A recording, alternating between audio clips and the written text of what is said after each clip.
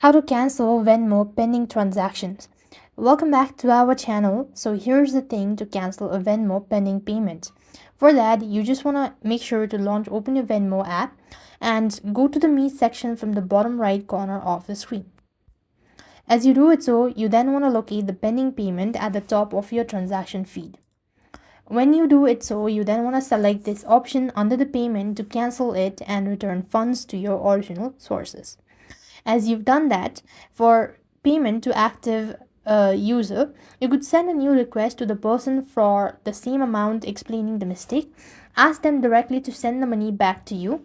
If they do not refund, you could use the help center. For that as well, you want to just go ahead and make sure to press onto the profile initials and contact Venmo support and let them know about it, and they're going to actually help you out cancel the Venmo pending transactions. So with that, we've completed our steps. Thank you for watching. See you in the next video.